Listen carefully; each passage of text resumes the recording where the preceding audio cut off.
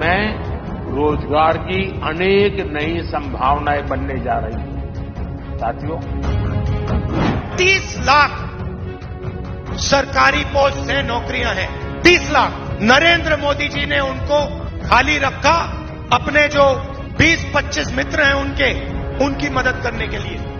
भाजपा का संकल्प भारत को दुनिया के हर उभरते हुए सेक्टर्स का ग्लोबल हब बनाने का है। ये जो ओवर कॉन्फिडेंट है ना, ये लोग सारा ओवर कॉन्फिडेंस निकल जाएगा इस चुनाव में।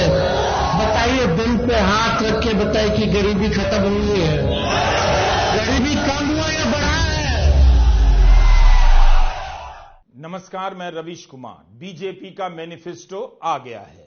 इसे पढ़कर युवा मतदाताओं को तय करना होगा कि नौकरी आज चाहिए या 2047 का विकसित भारत चाहिए।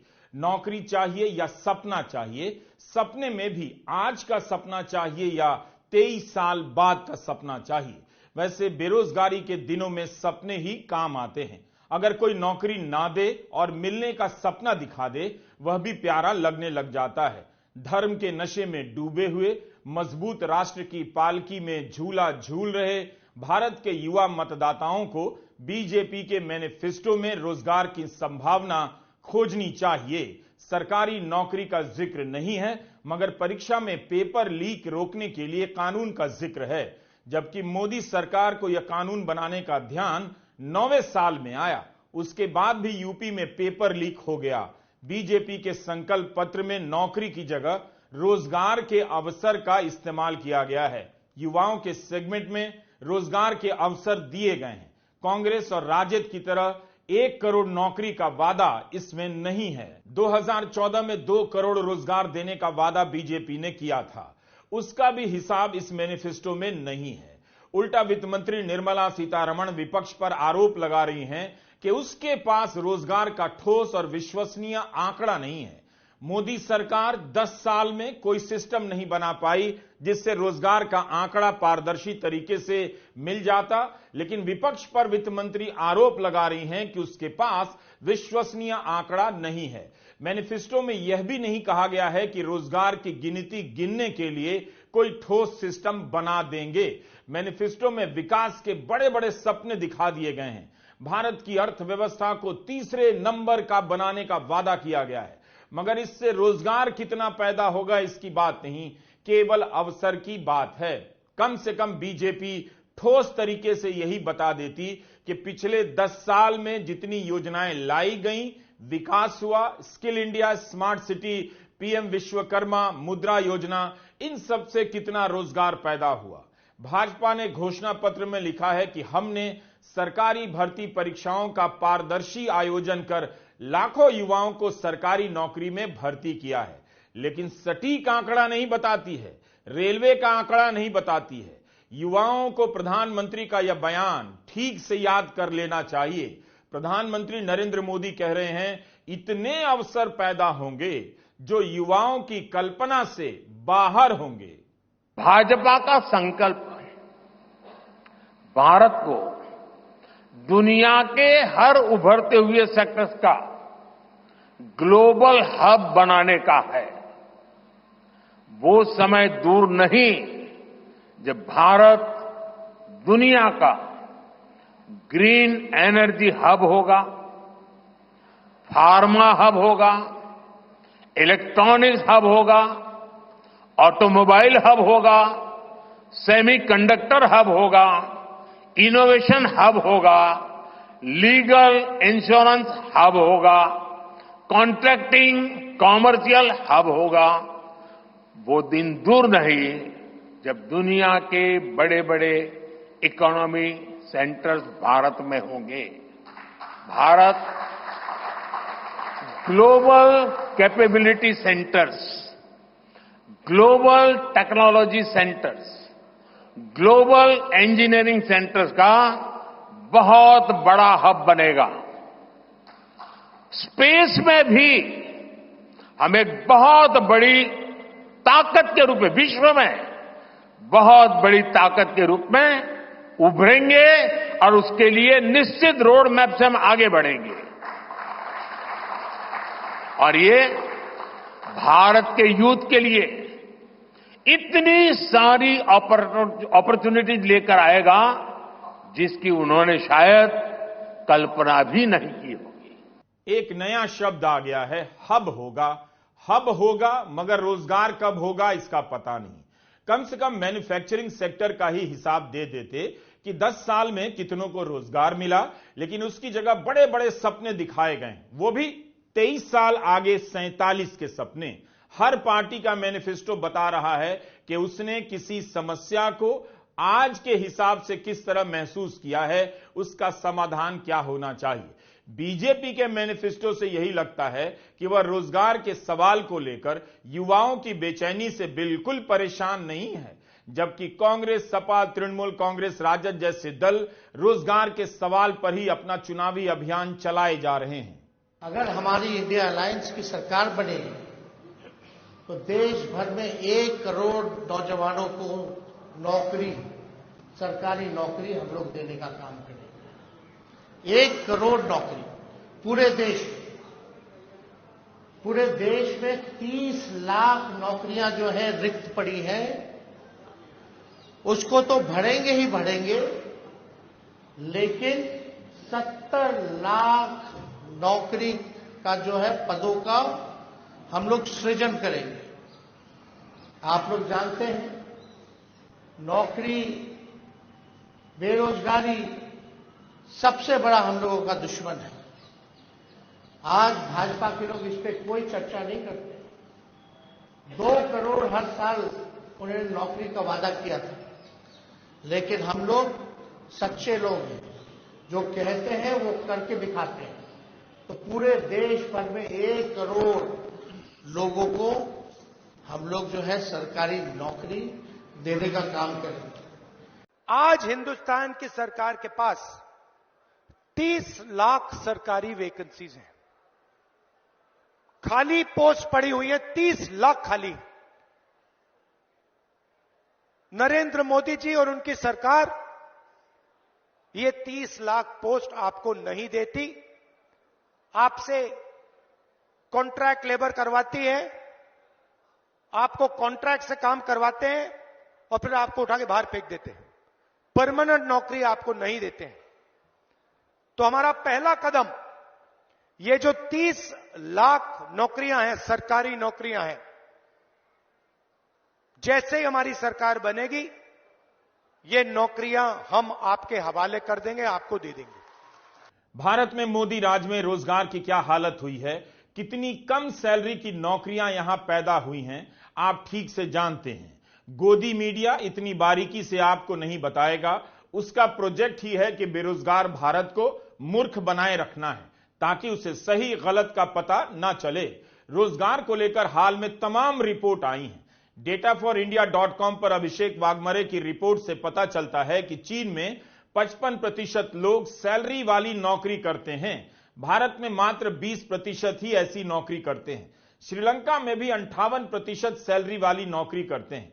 अमेरिका में 90% से अधिक सैलरी वाली नौकरी करते हैं। सैलरी वाली नौकरी में ऐसी नौकरियां होती हैं जिनमें नियमित रूप से हर महीने वेतन मिलता है। ज्यादातर ऐसी नौकरियां मैन्युफैक्चरिंग, स्वास्थ्य, व्यापार, टेक्नोलॉजी और शिक्षा के क्षेत्र में होती हैं। अभिषेक लिखते हैं कि सैलरी वाली नौकरियां एक समान नहीं होती। भारत में सैलरी जॉब करने वालों में से केवल 42% के पास लिखित कॉन्ट्रैक्ट है।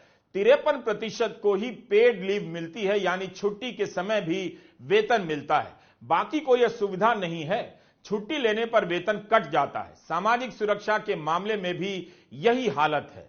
आप सभी युवा गर्व से टाइट होते रहें, फुलकर गुब्बारा हो जाएं, आपकी मर्जी, मगर तमाम आंकड़े यही बता रहे हैं कि भारत में नौकरियों की क्वालिटी 3rd क्लास की है। साधारण सैलरी और ज्यादा काम की नौकरियां मिल रही हैं, इसलिए सरकार इनका डेटा अपनी तरफ से जमा नहीं करती और जनता को नहीं देती, ताकि सरकार के पास हमेशा यह सुविधा रहे कि ऐसी सर्वे, ऐसे अध्ययन को ठुकरा दे, गलत बता दे, जिनमें इन सैलरियों और नौकरियों की पोल खोली जाती है। मगर सही आंकड़ा क्या है, सरकार कभी नहीं बताती। वाघमरे की ही रिपोर्ट है कि 58 करोड़ लोग भारत में कार्यबल का हिस्सा हैं, अंग्रेजी में वर्कफोर्स कहते हैं। इसमें से 56 करोड़ किसी प्रकार का काम कर रहे हैं, 2 करोड़ लोग बेरोजगार हैं। कृषि का क्षेत्र आज भी करीब आधे कार्यबल को रोजगार देता है। 26 करोड़ लोग खेती में लगे हैं। वही क्षेत्र जिसके लिए भाजपा ने इतने आंदोलनों के बाद भी एमएसपी की गारंटी नहीं दी। इंडस्ट्री में 14 करोड़ और सर्विसेज में 16 करोड़ लोग काम करते हैं। जो खेती से बाहर निकले उनमें से 7.5 करोड़ कंस्ट्रक्शन क्षेत्र में लग गए हैं और 6.5 करोड़ मैन्युफैक्चरिंग में चले गए। इसलिए प्रधानमंत्री रैलियों में रोजगार पर खुलकर बात नहीं करते, सैलरी और नौकरी की क्वालिटी पर बिल्कुल बात नहीं करते। पिछले वर्ष ही मैंने मानस खंड में आदि कैलाश और ओम पर्वत की यात्रा की थी। लोगों को हिमालय में स्थित ऐसी अलौकिक जगह को देखने का अवसर मिला, तब वहां भी सैकड़ों यात्री पहुंचने लगे हैं। पर्यटन का ये विस्तार सिर्फ एक सेक्टर का विस्तार नहीं है। पर्यटन बढ़ने का मतलब है रोजगार के ज्यादा से ज्यादा अवसर। No, you are telling lie. How can Modi tell lie? How can a Prime Minister tell lie? Either you are speaking lie or he is speaking lie. யார் போய் சொல்றதுங்க? Modi is telling lie. Modi. Then Modi told every year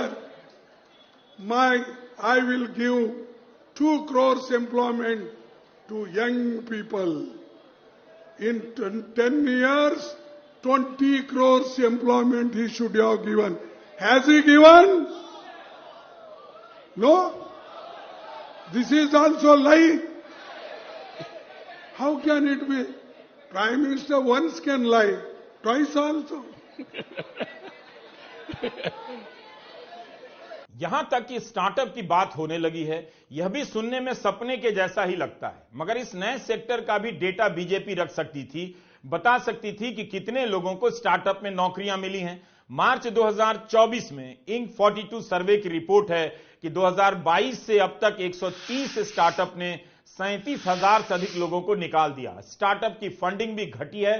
2022 में 2,75,000 करोड़ रुपए थी, 2023 में घटकर 83,000 करोड़ पर आ गई है। 7 साल में सबसे कम हो गई। नौकरी की गिनती से बीजेपी आज से नहीं 2019 से बच रही है।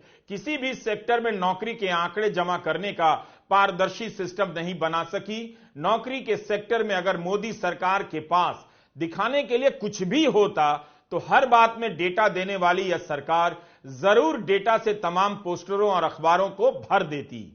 अंतर्राष्ट्रीय श्रम संगठन और मानव विकास संस्थान ने इंडिया अनएम्प्लॉयमेंट रिपोर्ट जारी की है। इसमें बताया गया है कि भारत की जो बेरोजगार आबादी है उसमें से 83% युवा हैं। 2000 में जिनके पास इंटर तक की शिक्षा थी, बेरोजगार युवाओं में उनकी संख्या 35% थी। सन 2022 में यह आंकड़ा 65.7% तक हो गया। यानी इंटर तक की शिक्षा वालों के बीच बेरोजगारी भयंकर रूप से बढ़ गई है। Centre for monitoring Indian economy का आंकड़ा है, इसी जनवरी का है, अक्टूबर दिसंबर 2023 की तिमाही का अध्ययन है। युवाओं के बीच बेरोजगारी की दर बढ़ गई है। 20 से 34 साल के युवाओं के बीच बेरोजगारी सबसे तेजी से बढ़ी है। अब इन सभी को 2047 के विकसित भारत का सपना दिखाया जा रहा है। जैसे किसानों को 2022 का सपना दिखाया गया था कि उनकी आय 2 गुनी हो जाएगी। 25 से 29 की उम्र के युवाओं में बेरोजगारी 42 महीनों के चरम पर है। 30 से 34 साल के बीच के युवाओं में 30 महीनों में सबसे अधिक बेरोजगारी देखी गई है। ये जो गोलपोस्ट बदलने की जो बीमारी है ना, ये इस देश में कभी किसी सरकार को पहले नहीं आई। अब 2047 पे पहुंच गए जनाब। पूछिए इनसे कि किसानों की आय दुगनी, जैसा कि अमिताभ दुबे जी बता रहे थे कि 2022 में करनी थी, अब उसका गोल पोस्ट भी बदल गया होगा। तो ये गोल पोस्ट बदलने जो 2014 में कहा, 19 में आपने न तो उसका कोई लेखा जोखा दिया, कोई अकाउंट नहीं दिया, कोई खाता बही सामने नहीं रखा। 19 में आपने नए जुमले नए गोल पोस्ट के साथ रख दिए। 2024 आते आते आप 47 पे चले गए। 2036 में हम ओलंपिक कराएंगे, अब ये भी लिखा हुआ है उसमें। आप कहां होगे? आप सरकार में होगे क्या? आप 5 साल का हिसाब दीजिए और अगले 5 साल की अपनी बात करिए। ये गोल पोस्ट बदलना, ये सन बदल देना, जो सबके लिए घर बनाना था, अब उसको विकसित राष्ट्र में डाल दिया, मतलब वो भी 2047 तक चला गया। बड़ी सफाई से ये झूठ बोलते हैं, लेकिन इतनी बार बोल चुके हैं कि अभी एक्सपोज हो गए। अब लोगों को समझ में आ गया कि मोदी की बात पर या मोदी की गारंटी पर कोई भरोसा नहीं कर सकते, क्योंकि वो सरेआम झूठ बोलते हैं। अभी कहा था कल किसी इंटरव्यू में, बहुत कम इंटरव्यू देते हैं लेकिन इलेक्शन में देते हैं, कि मैं अपने बाल सफेद करता हूं। हुजूर, आप सिर्फ बाल नहीं सफेद करते, आप झूठ भी बड़े सफेद पोश ढंग से पेश करते हैं। जब नौकरी की ऐसी हालत है, खराब कमाई वाली नौकरी मिल रही है, तो फिर गरीबी कैसे दूर हो रही है? किसकी गरीबी दूर हो रही है? फिर आज के भारत में खुशहाल कौन है? मोदी सरकार पिछले 10 साल में हर दिन गरीबों के कल्याण की बात करती रही, मगर यह कैसे हुआ कि अमीर ही ज्यादा अमीर होते चले गए? अभी तक तो कांग्रेस ही सूट बूट की सरकार का आरोप लगाती थी, लेकिन अब तो कई ठोस रिसर्च आपके सामने हैं जो बताते हैं कि मोदी राज में अरबपतियों की ही चांदी है। क्या आपको पता है कि पेरिस स्कूल ऑफ इकोनॉमिक्स में एक वर्ल्ड इनइक्वालिटी लैब है जिसने दिखाया है कि आज दुनिया में सबसे ज्यादा असमानता अगर कहीं है तो वो भारत में है। Nitin Bharti, Lucas Chancel, Anmol Somanchi, Thomas Piketty ने एक रिपोर्ट तैयार की है। इसका नाम है income and wealth inequality in India 1922 से लेकर 2023, the rise of the billionaire Raj. जब यह असमानता रिपोर्ट आई तब सरकार समर्थक अर्थशास्त्रियों ने इसकी आलोचना कर दी। आज के इंडियन एक्सप्रेस में उन सभी आलोचनाओं का जवाब दिया गया है और असमानता रिपोर्ट तैयार करने वाले अर्थशास्त्रियों ने उनकी आलोचनाओं को आधारहीन बताते हुए तर्क पेश किया है और अपनी रिपोर्ट का बचाव किया है। आप भी इंडियन एक्सप्रेस में पढ़ सकते हैं। भारत में आर्थिक असमानता जिस स्तर पर पहुंच चुकी है और जिस तेजी से बढ़ रही है, हमारी राय में ये काफी चिंताजनक स्थिति है, जिसका भारत की इकोनॉमी पर और लोकतंत्र पर बुरा असर पड़ सकता है। और इसके मैं 4 कारण गिनना चाहूंगा। पहला तो यह है कि ऐसे अधिक आर्थिक असमानता के चलते एक चिंता यह है कि जो निचला 90% आबादी है, उनके खरीदारी की क्षमता ज्यादा नहीं बढ़ेगी और फिर इसका बुरा असर हमारे घरेलू मांग पर पड़ेगा जो दबा हुआ रहेगा। तो फिर हमारा जो मीडियम और लॉन्ग टर्म जो इकोनॉमिक ग्रोथ है उस पर भी बुरा असर पड़ सकता है। तो पहली बात यह है कि ऐसी आर्थिक असमानता हमारे आर्थिक ग्रोथ पर भी बुरा प्रभाव डाल सकती है। दूसरी बात यह है कि अगर बहुत ज्यादा राष्ट्रीय आय और धन कुछ ही हाथों में इकट्ठा हो जाए तो फिर वो कुछ ही अमीर और धनी लोगों का सरकार और समाज पर बहुत ज्यादा प्रभाव पड़ने लगता है और फिर जो बाकी के लोग हैं उनके राय और मांगों को ज्यादातर नजरअंदाज किया जाता है और एक लोकतंत्र में ये तो एक चिंताजनक स्थिति है।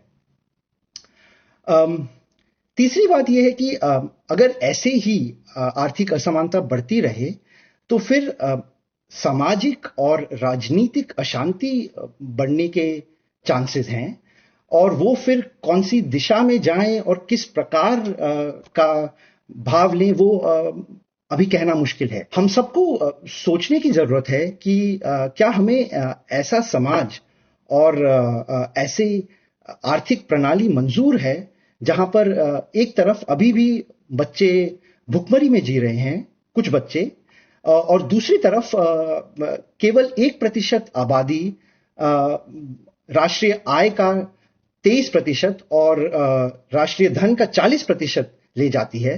क्या ऐसा सिस्टम हमें मंजूर है? और अगर नहीं है तो फिर हमें इस बात पर अपनी आवाज उठानी पड़ेगी। अमीरों का नहीं, अरबपतियों का राज है भारत में।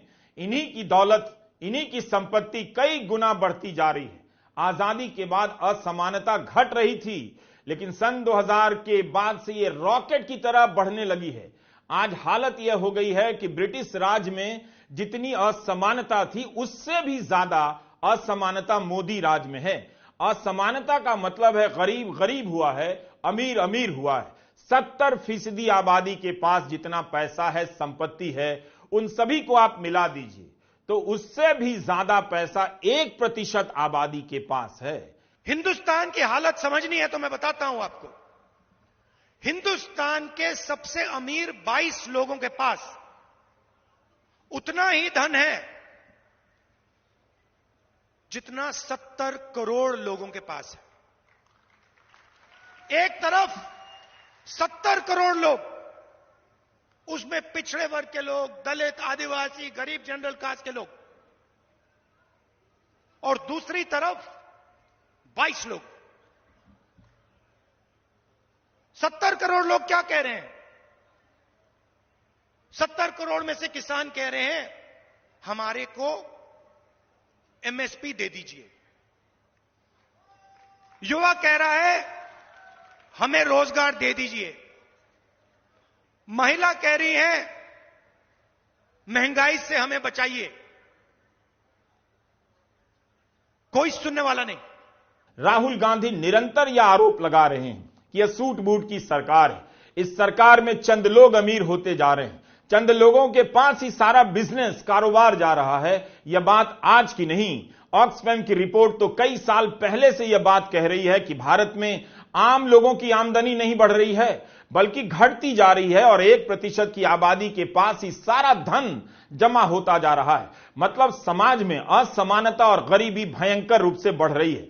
अप्रैल 2023 में आई ऑक्सफैम की रिपोर्ट के अनुसार भारत में 5% लोग देश के 60% धन के मालिक हैं। इस रिपोर्ट में कहा गया है कि अगर इस दौलत पर 2% भी टैक्स लगा दिया गया तो कुपोषण के शिकार भारतीयों के 3 साल के खाने का इंतजाम हो जाएगा।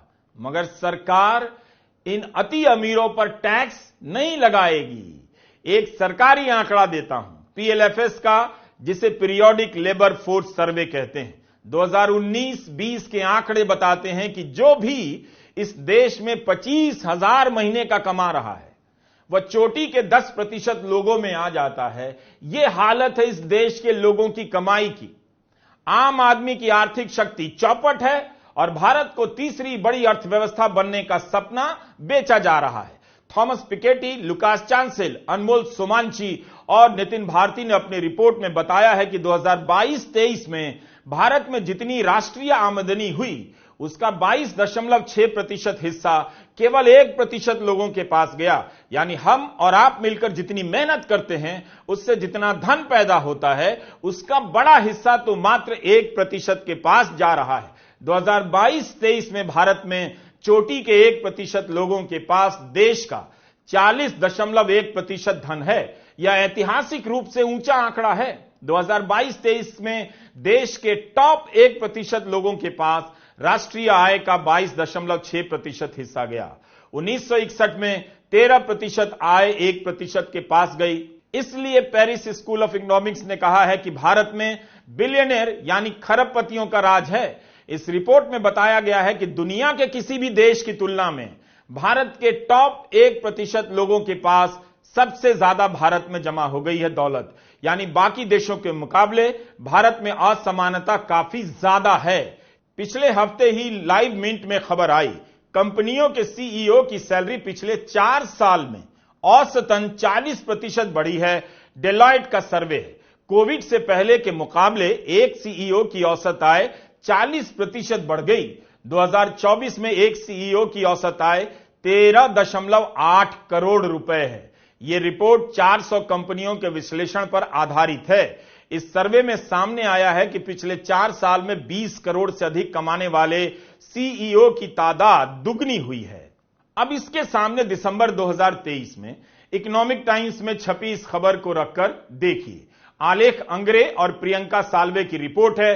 इस रिपोर्ट में निफ्टी 500 की कंपनियों का विश्लेषण कर पाया गया है कि पिछले 5 वर्षों में आईटी और मैन्युफैक्चरिंग कंपनियों में लेबर कॉस्ट या तो कम हुई है या उतनी ही रही है। महंगाई के साथ उसी अनुपात में वेतन, मजदूरी नहीं बढ़ी है। खर्चे पूरे करने के लिए पहले के मुकाबले ज्यादा कर्मचारी अब लोन ले रहे हैं। इससे असुरक्षित लोन की समस्या बढ़ने लगी है।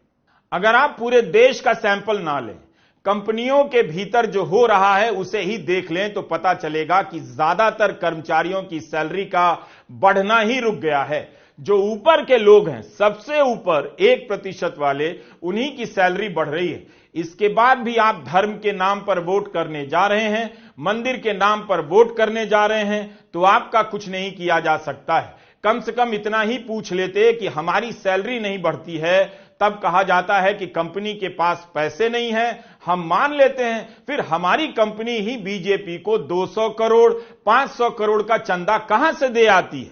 कहां से एक राजनीतिक दल के पास ज्ञात सोर्स से करीब 13,000 करोड़ का चंदा जमा हो गया है? आज के इंडियन एक्सप्रेस में नितिन भारती, लुकास चांसेल, अनमोल सोमांची और थॉमस पिकेटी ने सरकारी सर्वे को ही आधार बनाकर बता दिया है। एनएसएसओ का पीरियोडिक लेबर फोर्स सर्वे है, उसका डेटा बता रहा है कि 2015-16 से 2020-21 के बीच नीचे के 50% आबादी की आमदनी में भयंकर गिरावट आई है।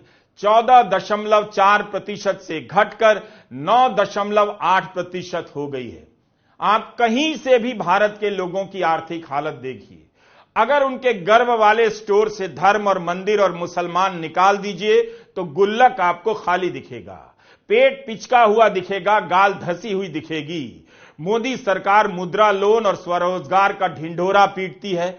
कितने लोगों को लोन दिया गया उसके आधार पर दावा करती है कि रोजगार बढ़ा है, लेकिन अप्रैल 2023 में अर्थशास्त्री जयति घोष और अर्थशास्त्री सीपी चंद्रशेखर ने हिंदू बिजनेस लाइन में अपनी रिपोर्ट लिखी और बताया कि स्वरोजगार के क्षेत्र में काम कर रहे लोग अपनी पसंद का काम नहीं करते, इनके पास विकल्प ही नहीं है। अप्रैल से जून 2019 के बीच स्वरोजगार के क्षेत्र में लोगों की कमाई जितनी थी, जून 2022 में उससे भी काफी कम कमा रहे थे।